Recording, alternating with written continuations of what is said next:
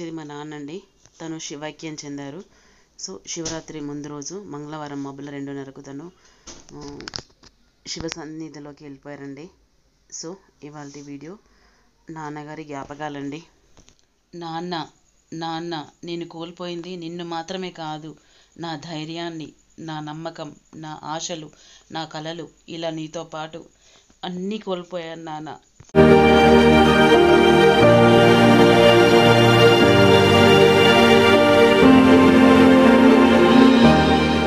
Hello అండి, welcome back to all. అందరూ ఎలా ఉన్నారండి? నేను చాలా బాగున్నాను, మీరు కూడా బాగున్నారని కోరుకుంటున్నాను. ఇందాక కనిపించింది మా నాన్నగారు అండి. తను మా అమ్మ. నాన్న పేరు గుంటక పరందాం, అమ్మ గుంటక నీలియ. ఇది మా ఫ్యామిలీ పిక్ అనమాట అండి. తను మా నాన్నగారు. సో అనుకోకుండా శివైక్యం చెందారు. ఫిబ్రవరి 25th మంగళవారం రోజు మధ్యరాత్రి 2:30కి శివైక్యం చెందారనమాట. సో ఇది మా చిన్నప్పటి పిక్ అనమాట. మా బాబాయ్ గారు కూడా లేరు, మా నాన్నమ్మ. సో మీకు మా ఫ్యామిలీ పరిచయం చేస్తున్నాను అనమాట. తను మా మేనత్త, మా నాన్న, మా పిల్లలు అనమాట. మేము మా నాన్నకి 5 సంతానం అండి. 3 బిడ్డలం, తర్వాత 2 కొడుకులు అండి. నా పేరు నీలిమ, నీరజ, నిర్మల, నరేంద్ర, నిలేష్ అండి. మేము 5 అనమాట. సో మా ఇప్పటివరకు అయితే ఏ అరమరికలు లేకుండా ఇలా కొనసాగుతుందండి. మా అందరికీ పెళ్ళిళ్ళు, పిల్లలు అందరూ అయ్యారండి. మా మరదళ్ళండి, అటునుంచి బ్లూ కలర్ శారీ మా పెద్ద మరదలు, ఇటు చిన్న మరదలు. మా నాన్నతో నేను హ్యాపీగా సెలబ్రేట్ చేసుకున్న మూమెంట్స్ మీతో ఫోటో రూపంలో షేర్ చేసుకుంటున్నాను. నిజంగా నాన్న ఒక్కడు లేకుంటే ఇల్లు మొత్తం బోసిపోయిందండి. ఇదండి మా ఫ్యామిలీ పిక్ అనమాట. సో మేమందరము బిడ్డలు, అల్లుళ్ళు, కొడుకులు, కోడళ్ళు అనమాట వీళ్ళందరూ. ఇక్కడ అల్లుళ్ళు అండి, 3 అల్లుళ్ళు, 2 కొడుకులు అనమాట. సో ఇది మా నాన్నకు మా పిల్లల సంతానం, అంటే మా 5 సంతానం అనమాట. ఎందుకంటే మా నాన్న లాస్ట్ మా తమ్ముడు అయ్యప్ప పూజ చేసుకొని చూసిండ్రా, అప్పుడు చాలా ఘనంగా సెలబ్రేట్ చేశారండి అయ్యప్ప పూజ. సో ఆ రోజు మేము దిగిన పిక్స్ అనమాట ఇవన్నీ. సో ఎప్పుడైనా కానీ మా నాన్నతో నేనే అంటానండి, ఫోటోలు దిగుదామని. ఆ రోజు కూడా హాస్పిటల్లో నాన్న సెల్ఫీ దిగుదాంలే అంటే లేచాడండి. లేచి అలా ఫోటో దిగాడు. చాలా హ్యాపీగా అనిపించింది. హాస్పిటల్లో కూడా నాతో చాలా నైట్ అంతా మాట్లాడేవాడండి. నేను మాట్లాడుతుంటే ఒక చంటి పిల్లల్లా వినేవాడండి. అప్పుడు తీసుకున్న పిక్స్ అనమాట. చెయ్యి గట్టిగా పట్టుకునేవాడు, రాత్రి అంతా పట్టుకొని పడుకునేవాడు. ఒక చంటి పిల్లని అయితే ఎలా చూశాను, మన పిల్లల్ని అయితే మనం ఎలా చూసుకుంటామో అలా అనిపించిందండి నాన్న చూస్తుంటే మటుకు. ఆ లాస్ట్ 11 days నాన్న నాతో గడిపిన క్షణాలు నేను జీవితాంతం మర్చిపోలేని క్షణాలండి. ఇదిగోండి మా నాన్నది డెడ్ బాడీ అనమాట. అప్పటి వరకు ఉన్న దెబ్బలు అన్నీ మాయమైపోయినాయండి. నాన్నగారి అంతిమ యాత్రలో అండి, పాడే అంటాం కదా, పాడేని పల్లకి అని సంబోధిస్తున్నాను. మా నాన్న పల్లకి మోయడం నాకు చాలా హ్యాపీగా అనిపించిందండి. సో ఎంతో అదృష్టం ఉంటే కానీ అలా తండ్రి పల్లకి మోయలేమండి, అది పెట్టి పుట్టాలి అండి. తండ్రికి నేను మా నాన్న తన కడుపున పుట్టినందుకు తన రుణం తీర్చుకున్నాను అని, తీర్చుకోలేని రుణము. కాకపోతే ఇది ఇలా మోసినందుకు మా నాన్న చాలా హ్యాపీగా ఉంటాడని నా ఆలోచన అండి. నిజంగా నాకు చాలా ఏడుపు వచ్చేసింది, ఏడుపు వస్తుంది కూడా ఇప్పటికి కూడా ఈ వీడియో చేస్తుంటే కూడా.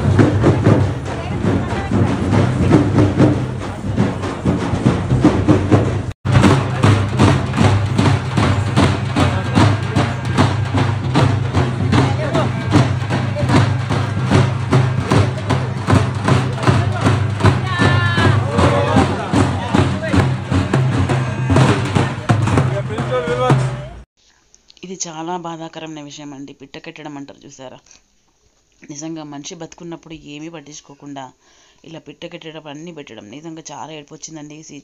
ఈ సీన్ సిచ్యువేషన్ చూస్తే మటుకు చాలా ఎంత అంటే అంత బాధేసిందండి. సో మా నాన్నగారు కరెక్ట్ ఒక 18 days ఏం తినకుండా ఉన్నారండి. అంటే మొత్తం వాటర్ మీద, ఫ్లూయిడ్స్ మీద, జ్యూస్ల మీదనే ఉన్నారండి. అలాంటి మా నాన్నకి మేము మా చేతులారా చేసి పెట్టే ఐటమ్స్ అన్నీ పెట్టామండి. పెట్టినాక కరెక్ట్ ఒక 10 to 15 minutesలో ఒక పిట్ట వచ్చి ముట్టిందండి. దాని తర్వాత చాలా పిట్టలే వచ్చాయి. సో మా నాన్న కూడా ఆత్మ సంతృప్తి చెందిందనే భావిస్తున్నామండి. ఎందుకంటే పిట్ట ముట్టడం అనేది మన హిందూ సాంప్రదాయంలో చాలా ముఖ్యమైన ఘట్టం అండి. సో కొంతమంది ముట్టదు అంటారు, కొంతమంది ఏమో కుక్కలు ముడతాయి అంటారు, కొంతమంది ఏమో కోతులు ఎత్తుకపోతాయి అంటారు. సో ఇలా పిట్ట ముట్టడం చాలా హ్యాపీగానే అనిపించింది. కాకపోతే చాలా బాధేసిందండి. మనము బతికున్నప్పుడు తను ఎవరికైనా కానీ, మా నాన్నకని చెప్పట్లేదు, ఎవరికైనా కానీ బతికున్నప్పుడు వాళ్ళకి ఏం కావాలో వాళ్ళకి అన్నీ అందించి ఇలా చివరి క్షణాల్లోకి వచ్చేసరికి వాళ్ళకి ఏమి పెట్టకుండా వాళ్ళని అలా ఆకలికి అలమటించే వాళ్ళు చాలామంది ఉన్నారండి. అలాంటి వాళ్ళ కోసమే చెప్తున్నాను నేను. సో ఎవరైనా ఉన్నన్ని రోజులు వాళ్ళని మంచిగా చూసుకొని హ్యాపీగా సాగనంపాలని నా ఆలోచన అండి. మా నాన్న చూసిన తర్వాత తనతో 11 days గడిపిన తర్వాత నాకు అసలు లైఫ్ అంటే ఏంటి అనేది ఒకటి తెలిసి వచ్చిందండి. సో అందుకుగాను చాలా బాధ ఉందండి నాకైతే. నిజంగా అనిపించిందండి, మనిషి ఎంత సంపాదించినా కానీ ఒక 6 అడుగుల జాగా మనము ఆల్రెడీ రిజిస్ట్రేషన్ చేసుకునే వస్తామండి. మనకంటూ జాగ లేదు, ఇల్లు లేదు అని బాధపడుతుంటాం చూసారా. మనిషి ఎప్పుడైతే పుడతాడో అప్పుడు ఒక 6 అడుగుల జాగా మట్టుకు ఖచ్చితంగా రిజిస్ట్రేషన్ చేసుకునే వస్తాడండి. అది ఇలా మా నాన్న అంటాడనమాట, అక్కడ జాగ కొనాలి, అక్కడ ఇల్లు కొనాలి, ఇక్కడ ఇల్లు కొనాలి అంటాడనమాట. సో నాకు ఇది కూడా ఒక చిన్న బిట్లాగా గుర్తుకొచ్చిందనమాట. అక్కడ శ్మశానంలోకి వచ్చేసరికి చివరికి పోయేటప్పుడు తీసుకెళ్ళింది ఏంటి అంటే ఏమీ లేదండి, ఉత్తి చేతులతో రావడం, ఉత్తి చేతులతో పోవడం అండి. మధ్యలో నడమ జీవితం అంతా నాటకం అండి. ఇదేంటంటే నాన్న ఫోటో తమ్ముడు చేయించుకొచ్చాడు పెద్దది. సో దాన్ని మా పిల్లలందరూ మేము ఓపెన్ చేస్తామంటే ఇలా ఒక చిన్న వీడియో పెట్టి తీసా అనమాట. సో ఇదండి ఇవాళ వీడియో. నిజంగా నాన్న లేడు అని అని ఆ ఊహే పెద్ద భయం వేసేటట్టు ఉందండి.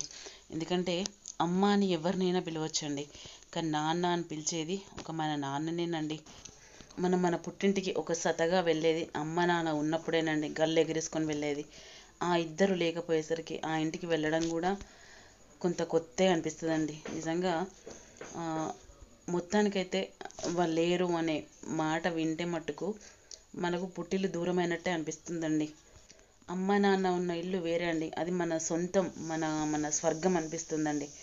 మనకంటూ అక్కడ వెయిట్ చేసే వాళ్ళు ఉంటారు కాబట్టి అదో హ్యాపీనెస్ ఇస్తుంది. మనకంటూ ఎవరు లేని ఇంటికి తమ్ముళ్ళ దగ్గరికి, మరదల దగ్గరికి వెళ్ళాలి అంటే ఏదైనా అకేషన్ ఉంటే తప్ప మనం అలా వెళ్ళలేమండి. అదే అమ్మ నాన్న దగ్గరికి అయితే అనుకోండి, ఇంట్లో గొడవ పెట్టుకునైనా కానీ నేను మా ఇంటికి వెళ్తా అని చెప్పే అంత హక్కు ఉంటుంది. కానీ ఇప్పుడు హక్కును కోల్పోయిన ఫీలింగ్ వస్తుందండి నాకు. చాలా బాధాకరమైన విషయం అండి మా అమ్మ నాన్న లేకపోవడం మటుకు. నిజంగా ఇది జీర్ణించుకోలేకపోతున్నా ఇప్పటికి కూడా. అంటే ఏదైనా చిన్న కష్టం వచ్చిన నాన్న అమ్మ చెప్పుకుంటే ఆ సగం వాళ్ళకి చెప్తేనే సగం కష్టం తీరిపోతుందండి. అలాంటిది ఇప్పుడు చెప్పుకుందాము అంటే ఎవ్వరు లేకపోయేసరికి ఇంకా చాలా బాధేస్తుందండి. పెద్ద పెద్ద ఏజ్లు కావండి మా అమ్మ నాన్నవి. అమ్మ చనిపోయింది 54లో, నాన్న చనిపోయింది 74లో. నాకు అనిపిస్తుంది మేము ఏ జన్మలో ఎంత పెద్ద పాపం చేసుకున్నామో అండి, ఇలా ఇంత తొందర అమ్మ నాన్న దూరం చేసుకున్నాము. ఈ నాన్న పట్టుకున్న చెయ్యి మాత్రం నిజంగా నన్ను జీవితాంతం వదలకు నాన్న అని నిన్ను నేను నీ చెయ్యి వదలను బిడ్డ అన్నట్టు అనిపించిందండి. ఇదిగోండి నాన్న లాస్ట్ ఒక 2 months బిఫోర్ చనిపోతుండగా నాకు బోరు కొడుతుంది అంటే అలా కారులో ఎక్కించుకొని తిప్పానండి ఊరంతా. ఇలాంటి ఎన్నో తీపి జ్ఞాపకాలండి నాన్నతోని. నిజంగా నాన్నను మర్చిపోవడం అంత సాధ్యమైన పని కాదండి ఇంత తొందరలో. ఇదండి మా నాన్నగారి వీడియో.